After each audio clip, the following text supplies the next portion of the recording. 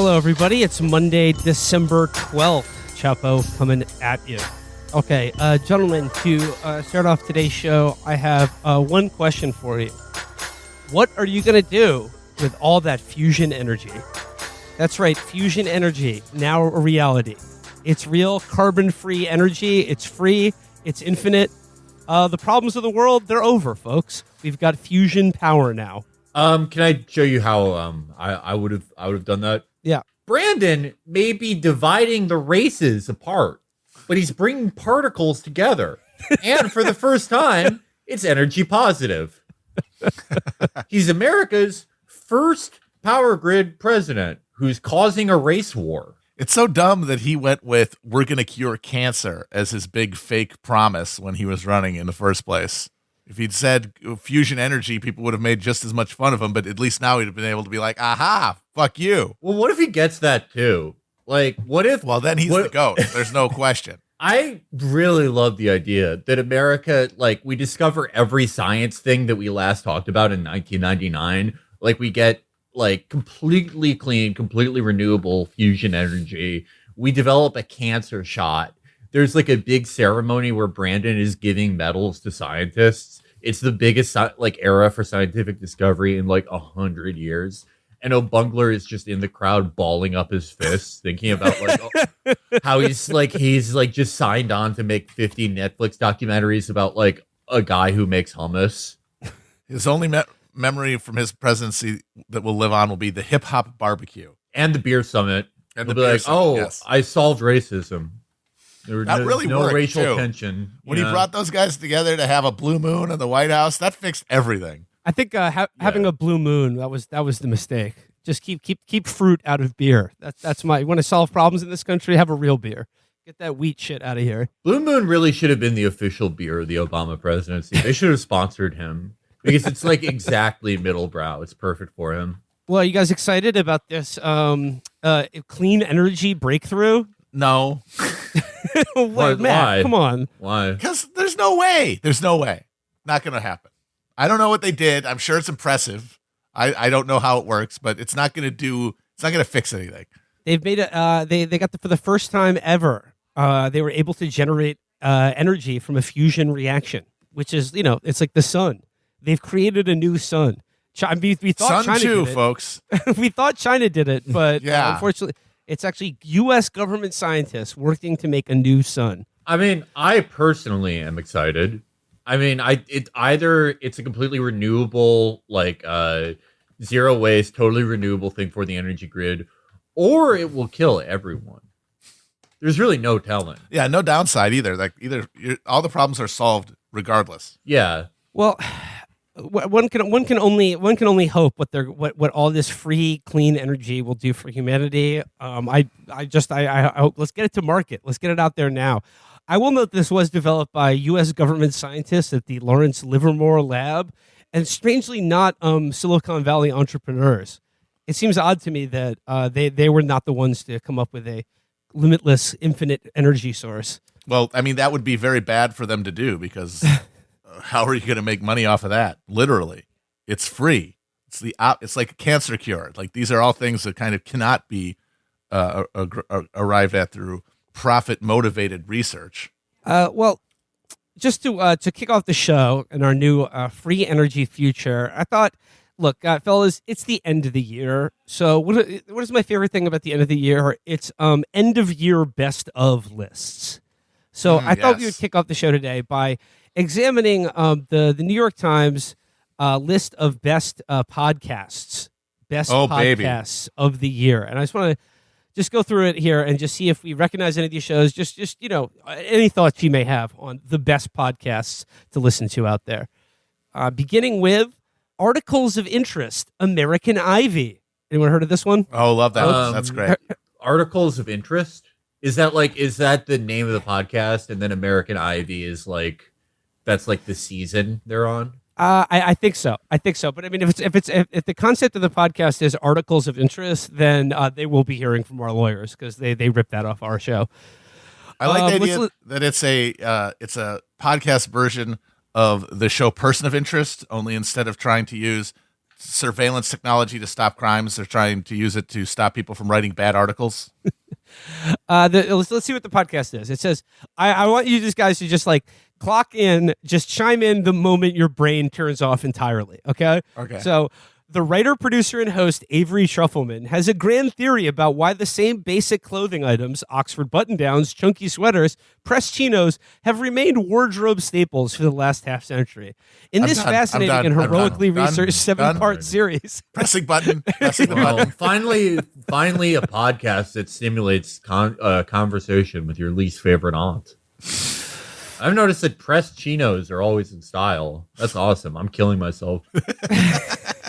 I'm imagining a JDAM missile slamming directly into my cock and blowing up my intestines. This is according to one of the best podcasts of the year is a 7-part investigation into why button downs and chinos remain fashion staples. It says here, Trufelman, a former producer and reporter for the podcast 99% Invisible, has enough passion and verve to stitch even unruly threads of race, sex, and class into place. So if you're interested for the racial, sexual, and class politics of jeans and a T-shirt, then this is the podcast for you. And Avery Trufelman is the writer, producer, host. No trauma?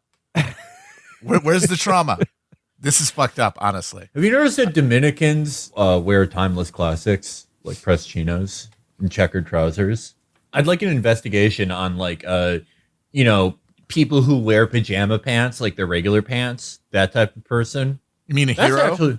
A legend? No, I would say more like that would more be like, someone who is an adult who manages at Zoomies and like goes to pick up his girlfriend at junior high school. Someone who perhaps follows My Chemical Romance on tour, that type of someone who has like a squirrel tail on their keychain, that type of person. Okay. Next up on the best of the year podcast list is a show called I Was Never There. Ugh. I mean, I've never listened to this show. I've never even heard of it. I hate this. This is like, let me guess, it's like about a guy from a town who disappeared. This is like one of those true crime podcasts where they try to produce it to make it, about as good as an HBO Max prestige crime series. Okay. Felix. Okay, listen to the description here. The mother-daughter duo and hosts Karen and Jamie Zellermeyer bring a personal lens to this homespun investigation into the mysterious disappearance of their friend, Marsha Ferber, in 1988. Felix, undefeated once again. I nailed it. The thing I would not have guessed would be mother-daughter combo, which actually makes it kind of interesting because, as we know, real Chapo fans know this, there is no set of natural enemies quite like mother and daughter. It's true. They're like cats and dogs. Well, I think perhaps this mother-daughter duo put aside their rivalry to disappear their friend, Ms. Faber, in 1988. That's right. They dissolved her bones with lye. Yeah. They solved the disappearance. They did it. Yeah, and they did it because they knew one day there would be a podcasting and that true crime would be the most popular genre. And that they could make hundreds of dollars doing this and get on the best of the podcast list. Diabolical. I think they would like immediately, like, if a mother and daughter dissolved somebody's bones and disappeared someone, they would they'd have an argument over like, whether an anthropology gift card is still valid. And the argument would devolve within 10 minutes. And they'd be like, well, at least I didn't keep bone fragments in the drains after I sold the house. And the cops would be like, wait, what was that? Next up, Legacy of Speed. You think this is about, sort of a homespun tale about biker crystal meth in the 1970s? Now that sounds too cool. No, it's definitely not that. No. I'm going to say Legacy of Speed. I'm going to say it's about a family of competitive bicyclists. That's a pretty good guess. I'm going to say it is a retrospective about like a car, some type of car. I'm going to say a Saturn sedan, the fastest car in the world. An oral history of the Subaru Impreza. Yeah, now that would be pretty good. All of the engineers who helped design the best car that exists. Okay. This is the quickest checkout ever. I'm going to read you the description. Malcolm Gladwell is... All right, moving on to the next one. What's it about, though? Just I'm curious. It's about Tommy Smith and John Carlos at the 1968 Mexico City Olympics, the Black Power salute. So, at least about sort of an interesting topic in sports history. But I'm sure they'll figure out a way to make it. We'll ruin it. Next up is Not Lost.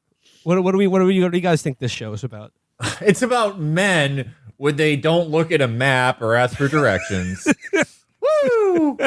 That's a little one for the ladies. A lot of these jokes have been at your expense. There's one for the men. We can take it. We can dish it out, and we can take it too. That's what makes us awesome. Yeah. Not Lost. It's about how men throw out their wives' bones after they kill them. I didn't lose them. I threw them out. Not Lost. It's about the disappearance of Melissa Farber, killed by a mother and daughter. The body is not lost because they know exactly where it's buried. No. The travel show isn't an obvious genre for podcasts. Trips for pleasure are often about the visuals, especially in the Instagram age. But this innovative new series captures the magic of both its category and its medium. Brendan Francis Newnam, the host and a rotating cast of partners in many of the best episodes, the writer Daniel Henderson, parachute into a new place, Mexico City, Bozeman, Montana, and try to make friends. The social imperative, Newnam's semi-formal objective in each locale, is to get invited to someone's home for dinner, steers the show into unexpectedly suspenseful territory. With the help of creatively deployed sound design, episodes simulate an alternatively alienating and sublime experience of inhabiting a strange land. Well, I don't really like that because he's probably like interacting with a lot of cultures where it's like it's illegal to not like have somebody over for dinner. Yeah. Which is like most cultures that aren't like American or English or German, Like that's like every culture but ours, really. Yeah. Yeah, he's playing with house money. Yeah, isn't this amazing? I walked into somebody's house in fucking Guadalajara and I didn't have my cock out and they invited me for dinner. Well, yeah, that's how everyone who isn't us acts. I think the sort of climax of this podcast series is trying to do this in Sweden, where it's illegal to invite someone to your house for dinner. or feed a stranger. I really like that they do that. Because that was one of the worst. That was like a big fear I had when I was a kid, having to eat someone's. God, a lot of people just cook gross meals. Okay, I would rather having to eat out of social obligation a gross meal is very stressful. Yeah, have you ever had like a really like gray pan fried burger with a side of Pringles for dinner? That was worse than if I had gotten abducted. That was actually worse. I processed that memory like I got abducted. No offense to if you're the mom who made that, you're listening. But actually, yes. Actually, yes. You everything that went wrong in my life is because of that. Fuck you. I would listen to the show if you find out halfway through that the guy's a vampire and he's drinking their blood at the end of the meal. That would be awesome. Oh yeah, and he has to get invited in. He has to get invited in. Okay, yeah. Yes.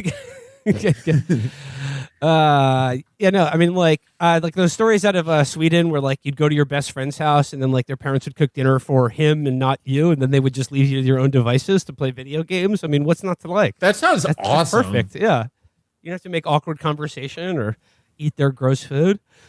Okay, moving on. The next show is called Pivot. Something about some disastrous tech company. Yeah. Yeah, it's like an oral history of like, I don't know, Zappos or something. Yeah. That's what I'm assuming. Is that Kara Swisher's show? Yes, this is Kara Swisher's podcast. Okay. So it is tech related. Kara Swisher Sweet. It's an oral history about the blunt wrap she invented. That sounds great. I would listen to that show. It says, in podcasting, as in love, chemistry sometimes strikes in surprising places. Exhibit A is this twice-weekly talk show hosted by two charismatic business analysts. Okay, checking out. Moving on.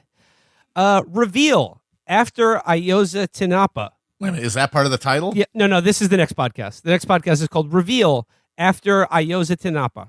Okay, should I know what that is? I mean, this is some horrible kidnapping and massacre in Okay. Mexico. All right, so The I remember this. Is the teachers or yeah, it was teaching students? devastating mass kidnapping incident in rural Southwest Mexico was left unsolved by local and federal officials in 2014. Yeah, And I now remember, this seems like actually like a worthwhile true crime investigation because that case is still horrifying. it's horrifying and officially unsolved, I guess. Moving on, next They one is arrested called a mayor and a bunch of people for it, but I don't know if there's ever been an actual reckoning with how it happened. I guess I could listen to the podcast and find out. Next up on the best of list is a show called Rumble Strip.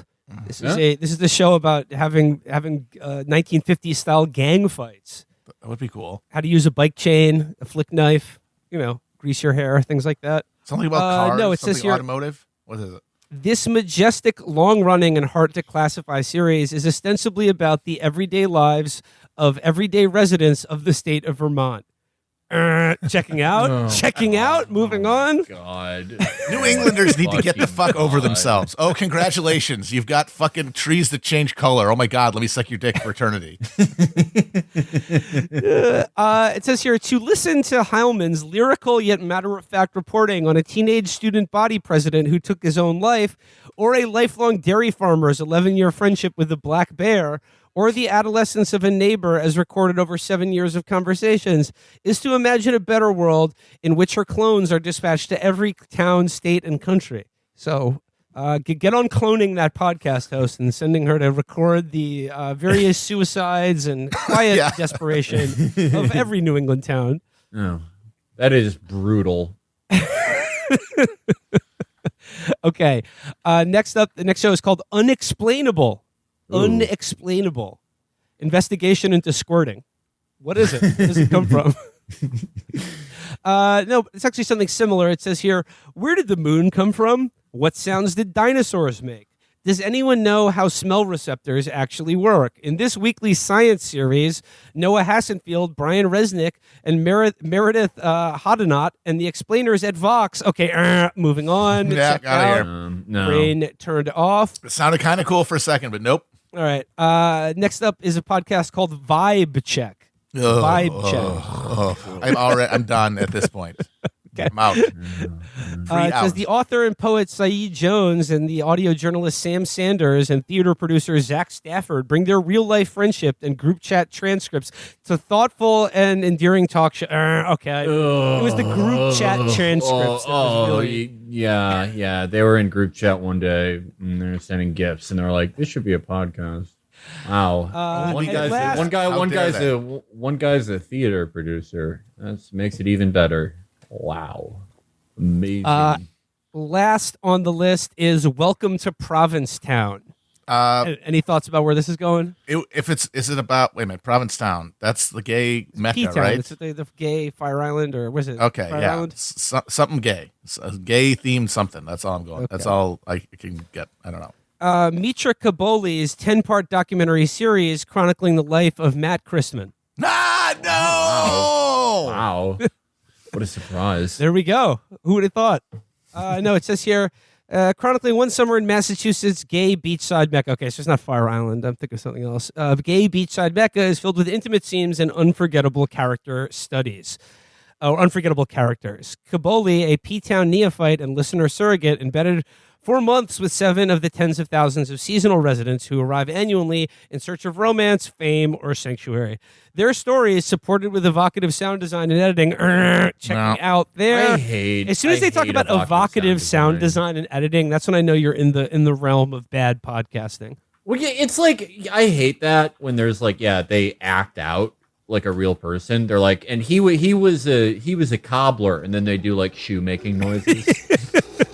And he's like, they have him say something like on the nose that like no one would say in real life, where he's like, "Well, I'm just a cobbler," and then it's just that's the shoemaking machine. But I sure hope I can get out of this sleepy vacation town and self-actualize as a person.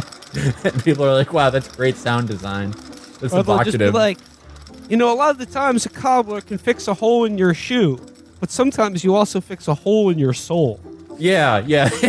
And then you hear like little string music in the background, and it just It's too many just so slices of life from the world of Provincetown, the gayest place on earth, or any place that Matt Christman isn't in. No. All right, so that according to the New York Times, the 10 best podcasts of the year. I would say They all other sound than great, the and one I can't about the wait. I'm going to check massacre in out on Mexico. all of them. They all sound interminable. I do think that if you are the type of person that you only listen to podcasts that the New York Times recommends, those probably are the best podcasts though. You know? Yeah. They're not going to be listening to podcasts about List or E1. If that's how you get your podcast, you are not going to enjoy those shows. My opinion. No, but you're going to Maybe have a you great would. time with these guys. You're going to love getting your vibes checked. Well, I guess Vibe Check is your come town. You're Yeah. that show's a little too crazy. That show's a little too crazy. They said Elon Musk has incel energy. That's a little too nuts. But Actually, again, if Vibe Shift is known as the Saeed Jones Show from now on. So just let's be clear here. oh, they changed the name. Okay, Yeah, they changed the name, That's come down then. If you're in New York Times, if you take their cultural recommendations on their face and don't just make fun of them, that is your come down. Well, some good podcasts you can listen to other than the one you currently are.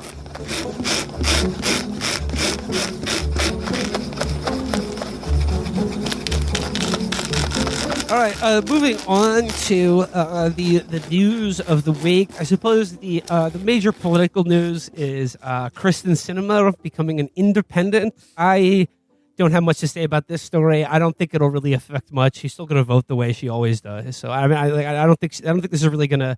I mean, is this trying to stave off getting primaried in the next? Yeah, election, she's got much? terrible polling against any statewide Arizona Democrat who would want to challenge her. So she's more popular in Arizona among Republicans.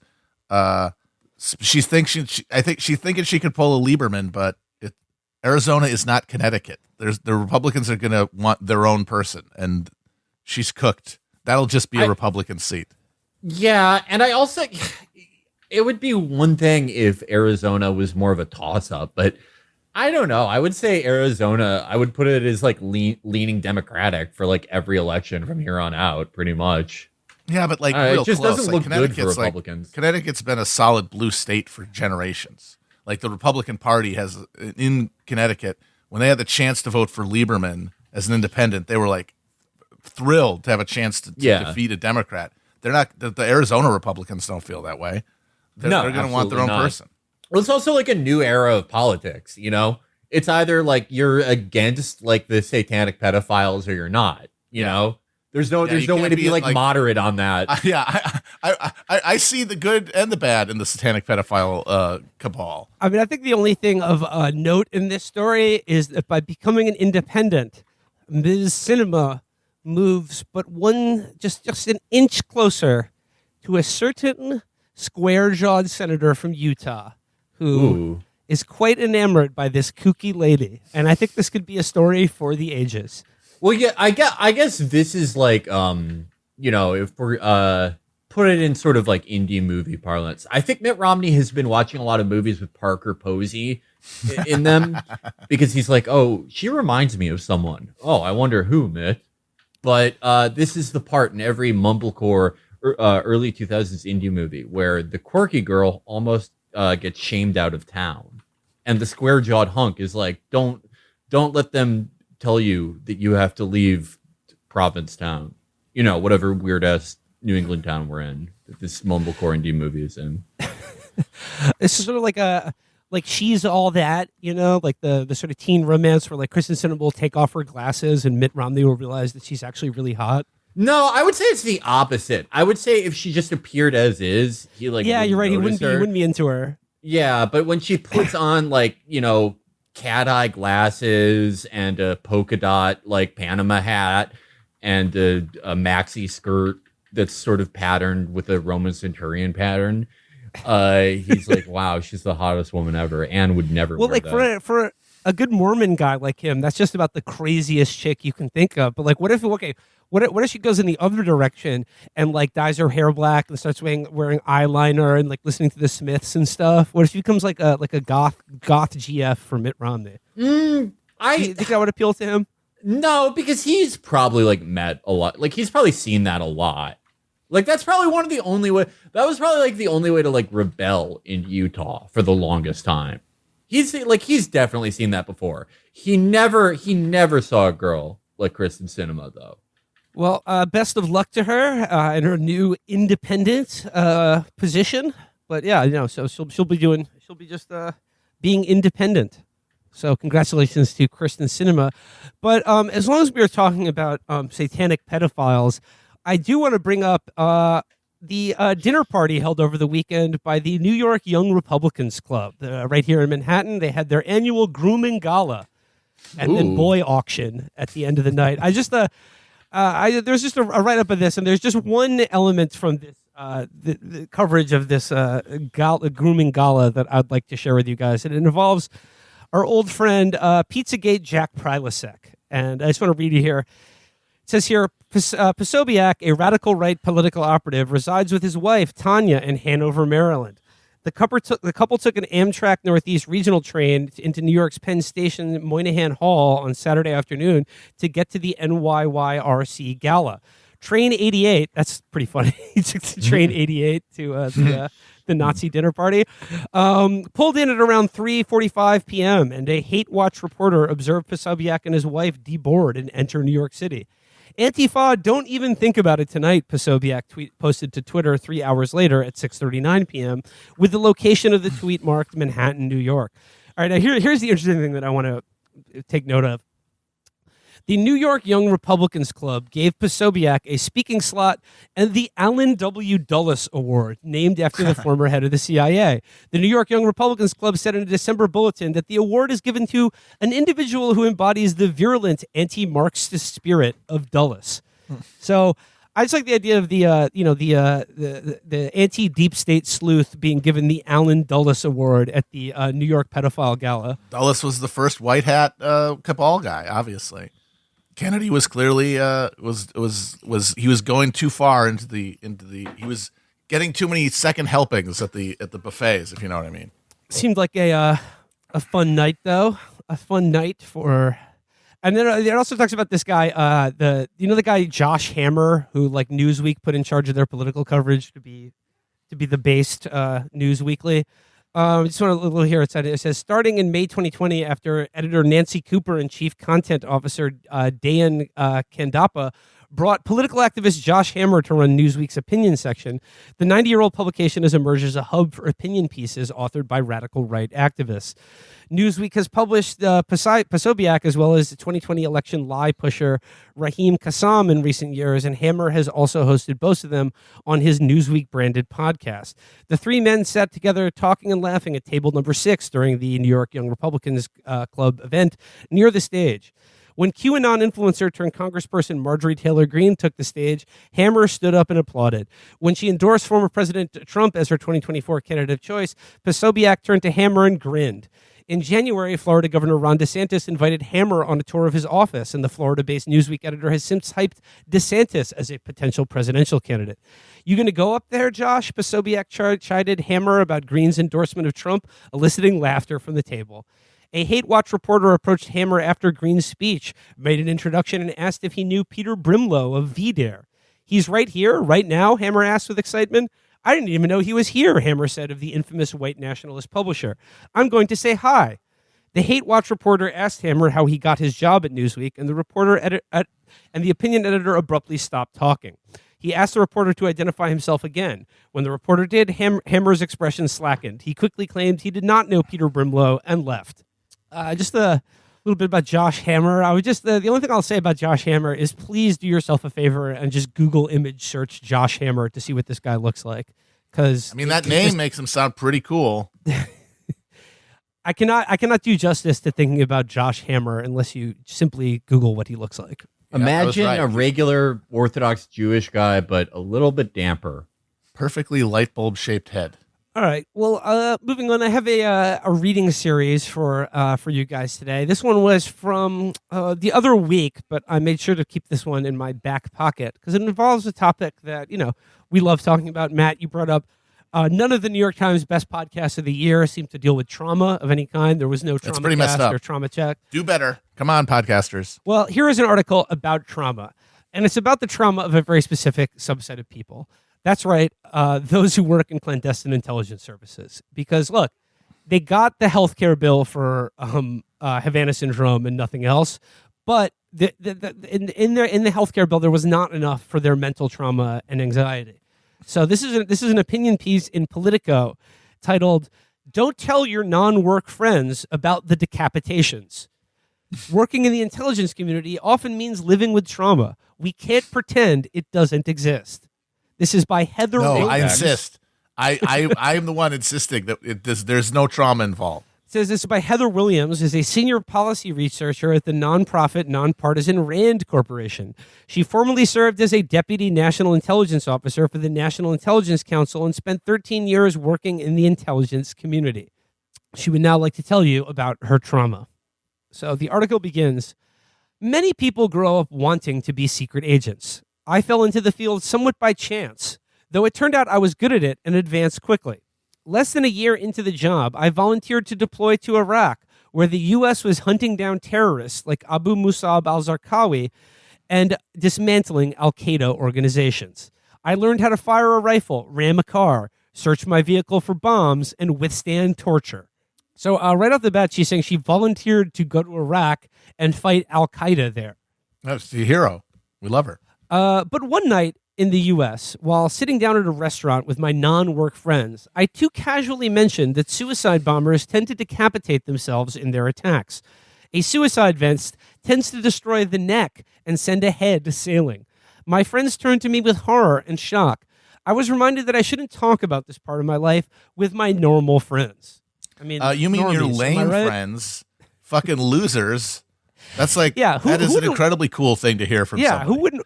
Who wouldn't be interested in that factoid that often suicide bombers' heads are perfectly preserved after obliterating the rest of their body? I bet these people were like, too much information.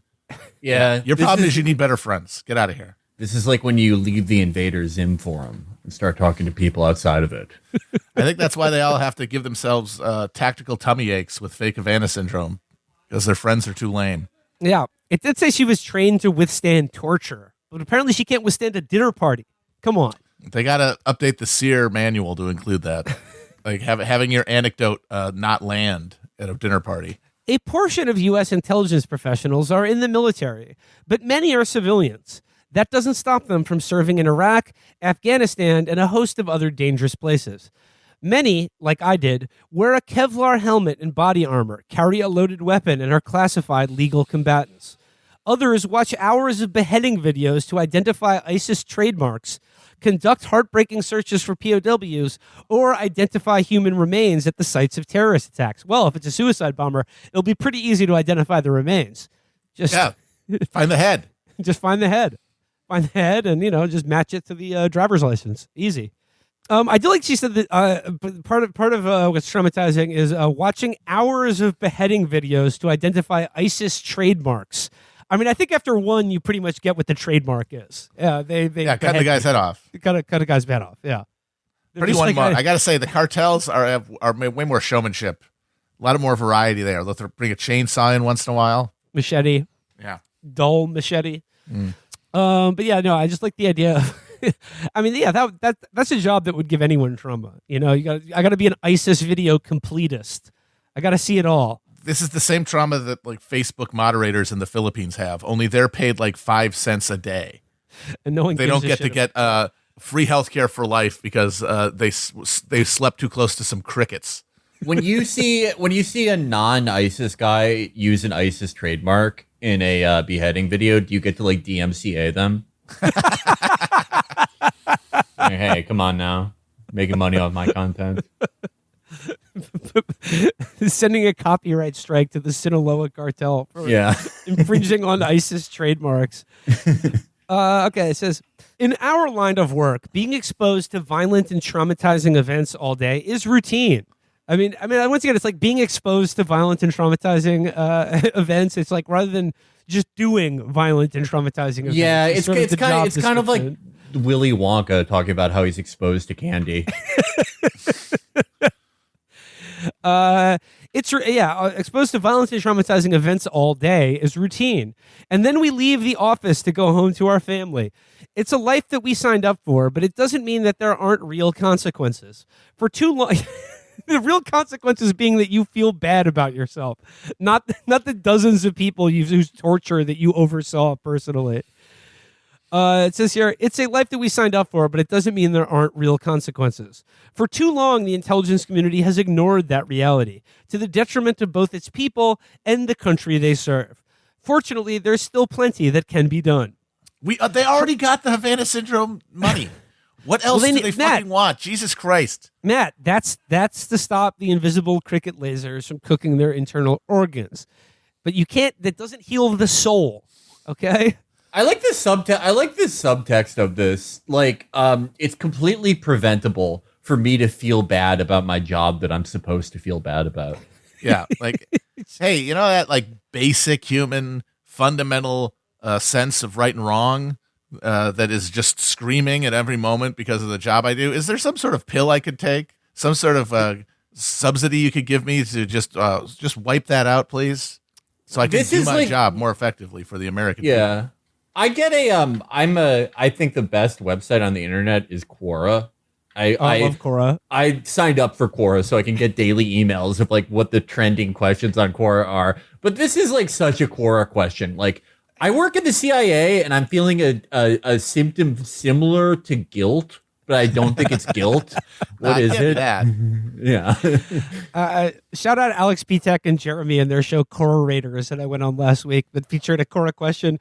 Will anything bad happen to me if I throw up a gang sign for fun? God damn, Quora is so good.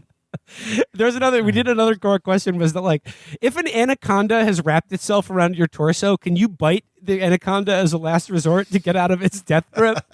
Good question. And the answer is no, you can't. It will do nothing. It will only hasten your death. I mean, you might as well try at that point.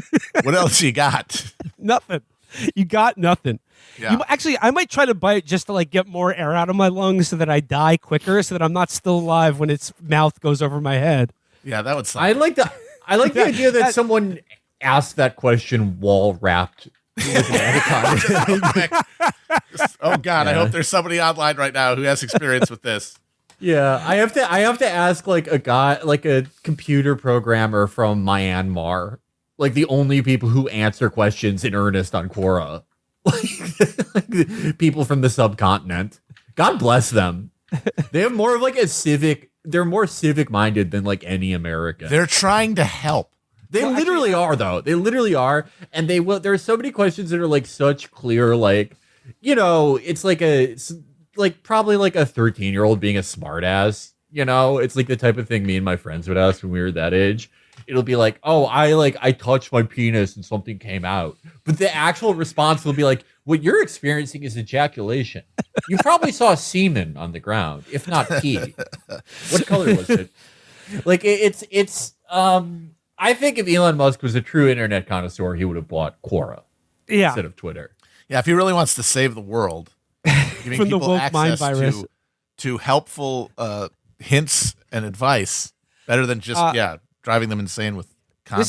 This is about saving civilization, because if wokeism compels young people to think that they can get out of an anaconda wrapping themselves around their bodies by gnawing on its flesh, then I mean our humanity doesn't have much of a future. Let's put it that way. No. Let's see. So it says here, yes, for too long, the intelligence community has ignored that reality, to the detriment of both its people and the country they serve. Fortunately, there's still plenty that can be done. Trauma is defined as actual or threatened death, injury, or violence. But there is also secondary trauma, the repeated or extreme indirect exposure to adverse details of a traumatic event during the course of professional duties. The latter has been recognized as a problem in other professions, and in the narrow case of intelligence officers who operate drone aircraft, but is rarely talked about broadly in the intelligence community. When I came back from my deployments, I had one, admittedly pro forma and superficial, required meeting with a psychologist, but no one ever checked in on me about my feelings on more than a decade of work immersed in violent topics. Oh my I love the God. phrase in there. Just drink yourself to death like a real spook, for Christ's sake. James Jesus Angleton is weeping into his fifth martini of the day in hell. Pathetic. No, but I like that she says, the way she phrases this, that no one checked in with me about my feelings after more than a decade of work immersed in violent topics. Yeah, that's just like she's like a moderator on the torture forum. She's like, I gotta wade into this topic again. The intelligence community doesn't have a good understanding of how prominent these problems are, particularly the impact of indirect trauma, or how to shift to a more proactive approach to addressing trauma exposure. At RAND, where I now work, we've been looking at the risks of lasting trauma on those who do intelligence work. We interviewed middle and senior managers from multiple agencies and found that there are some mental health supports available for intelligence professionals, but they appear underutilized and may not be equipped to meet the true scale of the need. That would be a damn shame if they couldn't meet the true scale of the need. Is this the jobs everyone's going to have in the future? You're either an app slave or you're the personal consoler of deep state murderers. Is that it? That's your only non-app related job? Is they call you up in any hour of the night and you're like, no, you're a good person. The fingernails grow back. It's fine. More broadly, the intelligence community lacks a culture of mental wellness. Wow. That's my favorite. I think that's my favorite sentence that I've read this year. I'm just gonna go, DJ, run that back. More broadly, the intelligence community lacks a culture of mental wellness.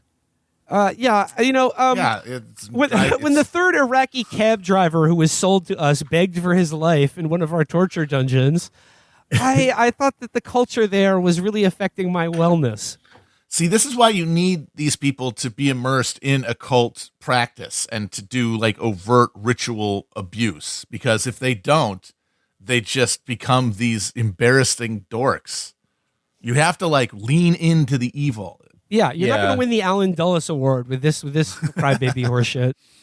Because we found there's a poor understanding of the risks, particularly of secondary trauma among all levels of staff. I love it's like, yeah, we're all aware of the risks that like someone may kill me for all the evil I do in the world, but no one really prepared me for the secondary trauma caused by all the evil and suffering that I inflict on other people. That means individuals may fail to recognize the effects of this stress, or they may lack the vocabulary needed to describe their feelings so as to effectively seek care. Intelligence professionals adhere to a strict code of ethics, which includes remaining neutral when informing policymakers about issues. This makes them party to life and death decisions, but without the agency to determine their outcomes. They must defer to policymakers about whether, for example, the U.S. will act to prevent atrocities they anticipate. Missing something, too, can bring on a sense of guilt and blame. God, I hate working in the intelligence community and being riven with guilt about all the atrocities I could have stopped from happening but didn't. I mean, it's like my biggest flaw is that I'm too much of a perfectionist. I work too hard at my job. Yeah. Intelligence professionals can also experience moral injury, a less understood form of trauma.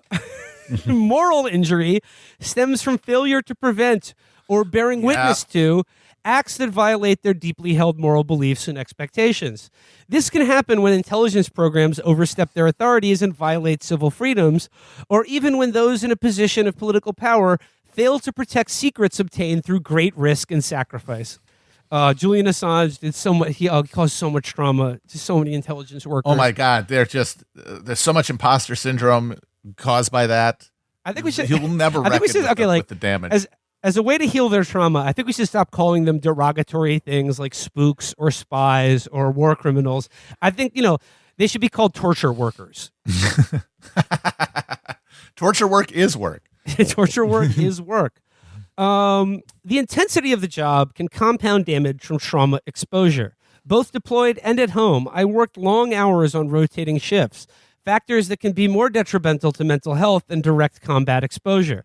So she's saying working long hours in an office can be more It's traumatic than actually worse direct than being combat a- exposure. Wait, dodging mortars. Oh man. Poor These are management and toxic work environments, which are sadly too common in the intelligence community, can exacerbate the risk. Folks, the CIA is a toxic work environment, and they have to do better. They have to do better.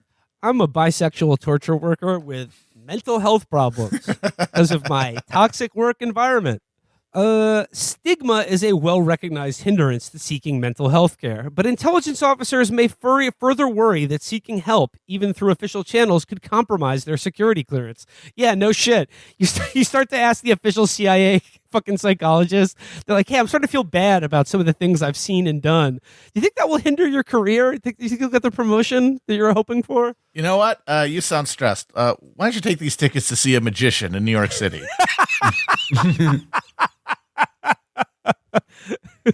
We've got you a new hey, look, stressed out torture workers, we've got you a new self-driving Tesla that's networked with our computer servers. It'll get you to your therapist's office or off a bridge if needed. Well, Michael Hastings' prescription. It says they are often legally prohibited from talking about their professional experiences with their family and friends, which could typically be an important support network for someone experiencing trauma. The effects ripple through these agencies, which are vital to U.S. national security. Employees suffer from depression and substance abuse, or reduced productivity and professional burnout. Oh, God. Can't have Reduced that. productivity at the torture factory. That can prompt unnecessarily high staff turnover, which has higher stakes in a sector where people require costly security clearances and depart with a head full of secrets. One positive note is that the intelligence community isn't the first to deal with these problems. It is simply late to doing so. There is a wealth of applicable literature on trauma risks for the military, first responders, journalists, and other professions. But intelligence leaders must be willing to dedicate attention and resources to the problem. The intelligence community needs to communicate to its workforce about the varied forms of trauma, how it affects individuals, and what resources exist to help. And employees won't seek that help if they fear it will cost them their jobs. So intelligence officials need to ensure policies are clear, available, and protect staff appropriately seeking care. Lastly, the community should research how to design and implement programming that will cultivate an environment of mental wellness. Well, I'd like to just recommend a wonderful program. It's about the lives of people in Vermont. It's about the student body president. It's about the local guy who keeps his Christmas lights up all year round. We use sort of a lot of heavy editing and audio design to bring their stories to life in a way that you'll feel that trauma melting away, and you'll want to live in that small Vermont town. I am luckier than most. My parents are social workers, and I grew up in an environment where feelings, even the dark ones, were seen as healthy. My husband has experienced war. I don't feel I have to hide my emotional scars from him. As time has passed, I tell myself it has gotten easier. But in truth, I am just less frequently confronted with reminders of my deployment. I continue to research some of the world's ugliest problems, and resilience and hardiness are requirements of the job. But even now, I sometimes feel myself approach the fraying edges of my own emotional capacity. Folks, she's out of spoons. The spoons are gone. The spoons are gone. Fortunately, there's a rich spoon deposit in an unstable African country. We're going to send you there to just drop a bunch of opium and underage children on top of some warlords so that we can get access to them. And finally, that secret agent job you might have imagined, there are days it is adrenaline-filled and even glamorous. It is also isolating and relentless. It inflicts mental and emotional costs. The consequences of ignoring those can be tragic, either individually or to the nation. Protecting the intelligence workforce can help protect us all. There we go. All right, yeah, the hug boxes for CIA operatives. That's what they need. Like just a robot that they could repurpose the drowning robots to also hug them. Oh, all right. Well, before we get some time to kill to wrap out the rest of the show, do you want to just dip back into the New York Times best of lists and take a look at what they think are some of the best? Yeah, what else is going on? Yeah, sure. Yeah, want to do movies or TV podcasts. shows? Those are fire podcasts. I can't wait. I'm going to listen to all of them as soon as we're done here. So I need to know what shows to watch too. So these are the The best movies of 2022. All right, let's go. This is Manohla Dargis and A.O. Scott. Hey-o. Manohla Dargis, let's see. Her list, the number one best movie of the year is a movie called EO. I have no idea EO. what that is. Okay, yeah, any guesses? Any guesses what EO is about? EO. Is it like two letters? It's just two capital letters. EO. It's the prequel to when Old MacDonald got a farm. When he was young. Well, actually, that is what it is. Felix, did you know what this movie is? No, is that actually it? Yep. I'm gonna kill myself. Soon after this indelible heartbreaker opens, a little circus donkey called EO, named for the sound he makes, sets off on a strange, at times phantasmagoric adventure. Along the way, he encounters other animals, but more consequently, kind and cruel people whose treatment of him reflects the denatured world that we have made. So this is a story about a circus donkey, Felix. So you're right. This is basically a prequel to Old MacDonald Had a Farm. Wow, movies are just getting better. They're already great, just getting better. I mean, I'm sort of surprised that there's now two donkeys in the running for Best Actor this year. Because, you know, Jenny the donkey and Banshees of Inisherin, I thought that was the best donkey performance of the year. But I have yet to see EO. Next up, a movie called Petite Maman. What? Petite Who Maman. the fuck is that? Is that a guy too? What animal is that? Is that a bedraggled skunk? Who is that? Petite Maman is set largely in and around a house nestled in the woods. Sciamma's Lilliputian tour de force is a wittily modern fairy tale and model of elegant narrative economy. At its charming center is a young girl who, together with another new acquaintance, ventures forth on a modestly scaled yet expansive journey filled with delights and enchantment, one that finds our little heroine embarked on the greatest, most mysterious adventure of all, love. Oh, Streaming boy. on Hulu. No, thank you. No thanks. Next up, 3, Nope. Nope. This is a movie people probably have seen and heard of. Nope. I thought it was not very good. Yeah, It was did not blow like there me were away. good parts in it. I liked, you know, I like seeing Michael Wincott back in movies again. But there are parts I liked about Nope, but it just didn't really cohere into any. You know, what did you say about Nope? Is that Jordan Peele has to have his metaphors taken away from him? Yeah, he's too. He loves the metaphors, and he's clearly anxious about letting anything like settle into a coherent thing, because then it can be like observed. So he just kind of wants to let it float all over the place, and then you kind of basically he dares you to say it's not good. Next up is a movie called No Bears. Well, I mean, Get out of here. already off the bat, I do not like this movie at all. You're guaranteeing that the movie is not going to have one of the best things that a movie can have, is a fucking bear. That's usually true, save for The Revenant, which was ass. That was not good. No Bears. It says here, for years, the veteran filmmaker Panahi, a longtime critic of the Iranian government. Okay, I won't be seeing this movie. Yeah, get out of this propaganda. It's slandering Get it out the of here. Islamic CIA Republic. operation. I have no interest in seeing this.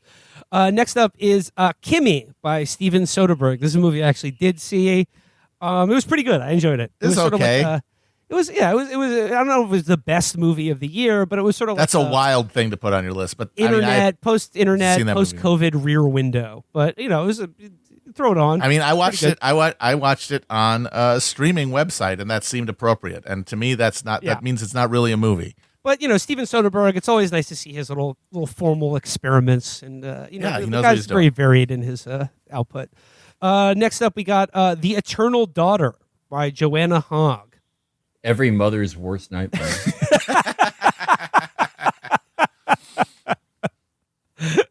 This daughter just won't die. Can't get rid of her. This one is with a stunning Tilda Swinton who plays both mother and her adult daughter in this beautifully controlled, affecting story about memory and grief. Wait a minute. So Will this not is be this seeing is some this fucking one. awards bait clumps shit here. That is the most, Tilda Swinton does the clumps. dude. That is the most fucking girlfriend movie I've ever heard of. Yeah, That is like the platonic ideal of like a movie a girlfriend forces you to watch. If there exists like a platonic ideal of like a YouTube video a boyfriend forces a girlfriend to watch, where it's like, you know, Hitler's top 10 most evil cars. This is the female equivalent. Well, you know, They both exist in polar opposites of the realm. Yeah, and you have to sit through with them to prove your devotion to the relationship. Yes. Felix, I saw a tweet the other day from a young lady who said, The worst thing I ever had to do to get dick was watch DJ Vlad interviews. Oh no, is this about me?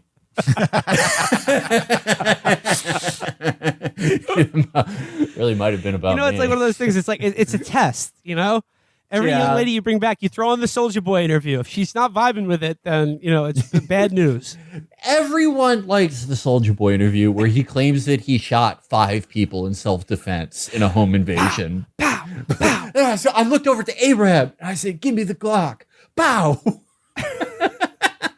Yeah, he describes awesome. killing 6 people during a home invasion in his studio in Atlanta. That the police just never followed up on that. It happened. Don't ask any questions. He's so awesome. That rules. Okay, next up, a movie called Happening. Happening. I thought they already made this movie. What the fuck? Yeah, they made that movie. It was about trees murdering people. It ruled. Marky Mark is a scientist. Mark Wahlberg as a science teacher is one of the most artistically interesting miscastings ever in any movie. Especially since it's not just like his job, as a background thing.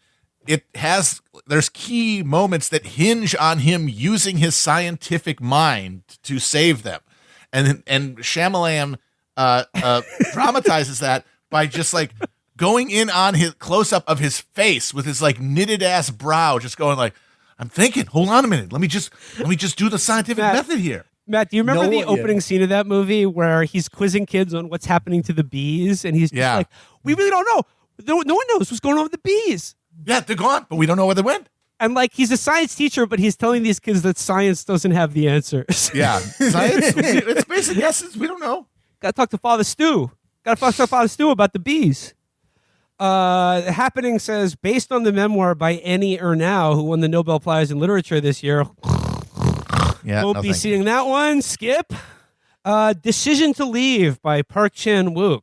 I've liked this movie. Old Boy, Lady Vengeance. This is, I don't know. I mean, I'm a little bit like everyone has described this movie as yet another internationally acclaimed filmmaker doing a riff on Vertigo.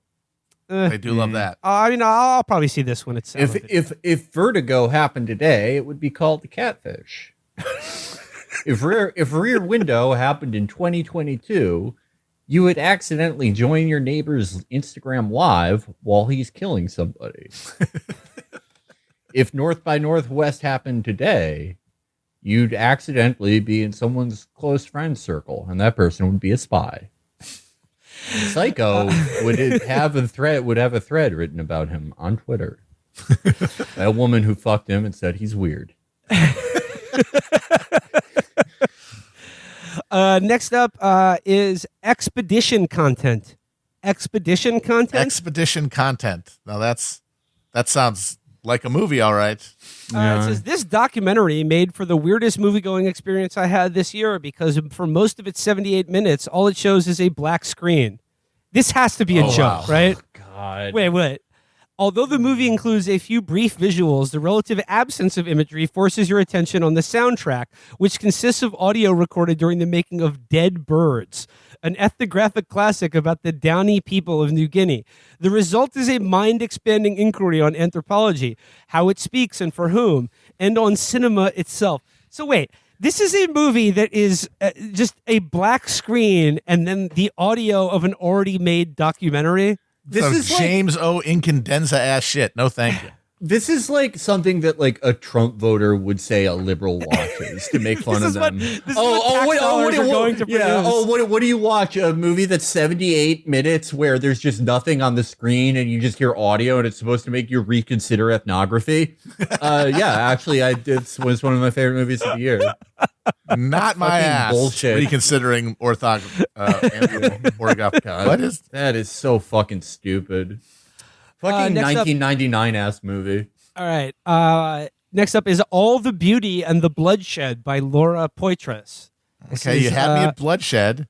Okay. Yeah. Okay, Laura. Let me guess. The government did something bad. Take a hike, honey. No, I'm. So this movie. This is good. I keyed into this, Matt. This movie is promising both beauty and bloodshed, which are like the two things that really I think every cinematic That's what we all want out of films. Yeah. Let's see what it's about. It says here, Poitras's tough-minded, formerly graceful portrait of the photographer Nan Golden. Her art and activism opens with Golden huddled with some like-minded compatriots outside the Metropolitan Museum of Art. Okay. False advertising. Boring. Yeah, Won't not be hearing seeing this. the real No, chance this- of bloodshed here. I actually heard this was good. I heard this was a good movie, and Okay. I think it sounds interesting. Well, Laura Well, Poitras has done good They stuff. sure like should not call it All the Beauty and the Bloodshed. It should be like It should be called No Beauty and Cloudy with a Bloodshed. Chance of Bloodshed. All right, and then let's just briefly run down A.O. Scott's list of top 10 movies. Heyo. All right, well, this one is really, I mean, like, he's already signaling that he has no credibility here because his number one best movie of the year is Nope. Come And I on. think we've already No. ably dispensed It was okay. Get a fucking grip. Next up is a movie called Neptune Frost by Saul Williams and Anasia Uzeman.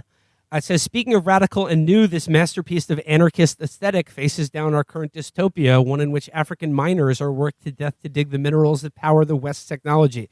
Sexual and political violence are endemic. Ecological catastrophe and genocide are in danger of being normalized. And summons up a utopian spectacle of music, silliness, sex, and beauty. 100 years from now, if the planet survives, this will be counted among the classics of our sorry time, taught in schools and quoted in speeches. I could imagine watching this one. I'm Certainly, intrigued yeah. By the description, You know, if you feel like you're a little vitamin deficient, you need to take your vegetables, and then after right, you eat it, you're like, I actually feel better. I should have done that earlier.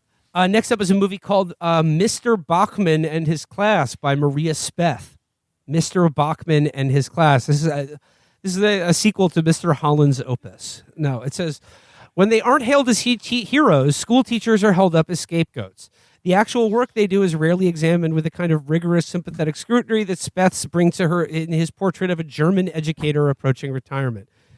Her documentary is an argument for paying attention and a lesson in how to do it. I'm sorry. I will never pay I don't think- attention. I don't think documentaries should be on your list of best movies of the year. There should be best documentaries. I think it's a of different the year. thing. Yeah, It's not really the same thing. You should have a separate list. I wouldn't not see this movie if you paid me to. It's Life of a German school teacher. Don't care.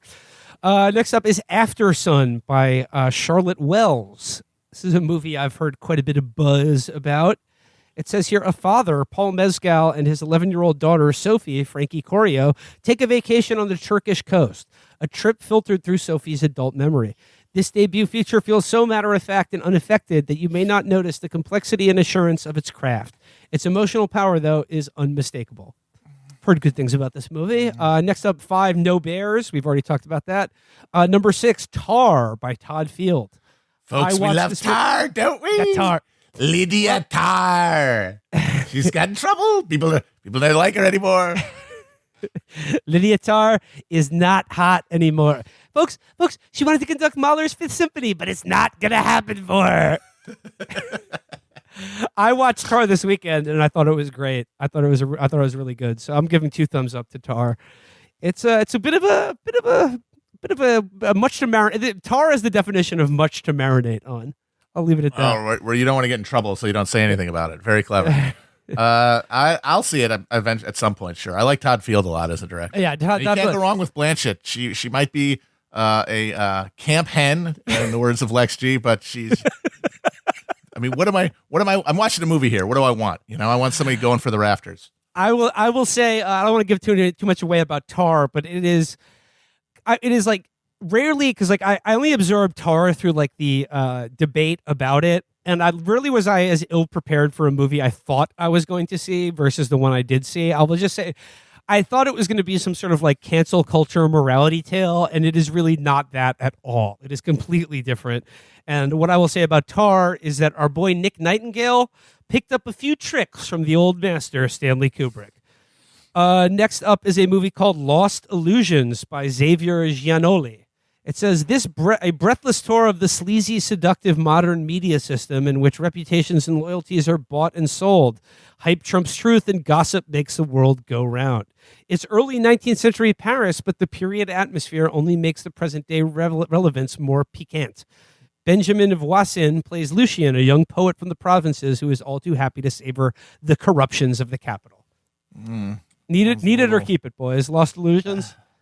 I don't see it happening in my particular case, but I respect the effort that went into it. So it's about like a newspaper 200 years ago. Sounds great. They really take a lot of lessons about what it's like now. Next up is All the Beauty and the Bloodshed. We've already talked about that. And then number 10 is a movie called Down with the King. Already starting in on Charles, man. This guy can't catch a break. Come on. Give him a minute. What's this one about? This is by Diego Ungaro. It says, while not explicitly a pandemic movie, throw this one boy. out. Spanish director. Let me guess. A guy has sex with someone who's like slightly underage, and a picture of his mom is like close to him. Let me guess. He does a weird sex thing that you're supposed to think about. Let me guess. His wife is an amputee. No. Let's see here. Oh no! This is the movie with Freddie Gibbs in it. Felix. Oh, okay. Were you aware that Freddie Gibbs is in the movie? This is actually not about a Spanish guy who becomes the third person with a job in Spain. His life is upended by having a job. What is it actually about? It says here, while not explicitly a pandemic movie, this quiet character study has many of the hallmarks of COVID cinema: a small cast, outdoor locations, uncomplicated scenes, and a minimalist approach to plot. A hip hop star played by the real life rapper Freddie Gibbs has gone into the woods like Henry David Thoreau to live deliberately. His malaise, beautifully conveyed in Gibbs's subtle, unaffected performance, is specific to his own professional and personal circumstances, but also captures a lot of what us have felt in the past few years. It's easy to feel we must reset the terms and conditions of our lives, but very hard to figure out how. I guess I would like to see Freddie Gibbs in a movie. It's like sort of a quiet, meditative, outdoor drama. I remember seeing a trailer for it. It's like Freddie Gibbs goes to live on a farm in the country and like forms a relationship with a farmer. And he's like in a creative rut in his life. Maybe I'll probably watch that. I like Freddie Gibbs. There's an episode of Atlanta in the last season that's just that. And Felix, I know I shared this with you yesterday, but I was excited on your behalf because mentioned among these best of end of the year movie lists is a movie called The Corsage, which is about your all-time dime, Empress Elizabeth. The first hot woman ever.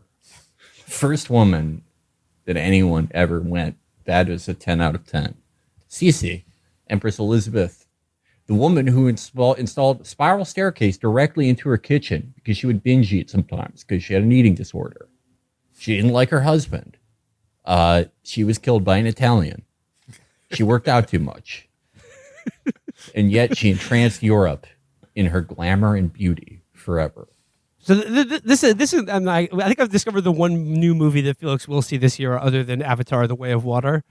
I would see this. Yeah, I would prefer to see it at home. I like slow period drama about Empress Elizabeth is more of like, if you're a projector owner like myself, I feel like that's more of like an at home type movie. But I would also see it in theaters. All right, well, there you go. So that's some holiday movie recommendations. I've seen one of these movies, two of them, Nope and Tar, and very unlikely that I'll be seeing any of them. The other movies. Yeah, on this list. It is. I don't know. I might see the movie about the donkey. Honestly, here's the thing about movies: they had a good run. You can't argue. Yeah. There's some real humdingers in there if you look through the whole 100-some-year history of film. And we should all just cherish that. Yeah. There's a lot of good stuff. All right, should we leave it there for today's show? Yes, we need to do plugs, though. I have some announcements. Yeah, we have some announcements. Plug away, boys. All right, these are all Hell on Earth related announcements. Well, not all of them. I've got another one for Matt as well. As promised, we have a bibliography up for Hell on Earth. It is on the Chapo website, chapotraphouse.com/hell. A reading list there if you would like to pick out some titles and try to give yourself some background for the series. The formatting on that page looks like shit. I am not a web designer, but we will have a real cool interactive map bibliography about website coming soon. But for the time being, you can just find books and stuff with some annotations on the bibliography, chapotraphouse.com/hell. We are also announcing a launch party for Hell on Earth here in Brooklyn. That is going to be at Littlefield on Friday, January 20th. That will be Matt and me. We're going to be reading or presenting a live recording of another kind of a bonus episode for the series for the first half, and then doing a Q&A for the second half, and then hanging out in at a bar nearby. And then I think Will might come through. We might have some I will special definitely be guests. there. Great. We might have a certain handsome Brooklyn-based historian who has appeared on the podcast, though I have not officially asked him to do it yet, though I'm sure he'll come through because he lives right in the neighborhood. That will be a lot of fun. Tickets will be linked in the description here. That is Friday, January 20th, Hell on Earth launch party. That's me and Matt and Will. And then on January 25th, I will be in San Francisco for SF Sketchfest, where I will be the guest of the Talking Simpsons presentation. Simpsons Predicted It, and I'll be there with Bob Mackey and Henry Gilbert talking about all the things the Simpsons have gotten allegedly predicted over the years, and that should be a lot of fun. That's going to be the 25th, 8 o'clock. These are 2 can't miss events. All right, gang. That does it for today. Bye-bye. Okay. Yes.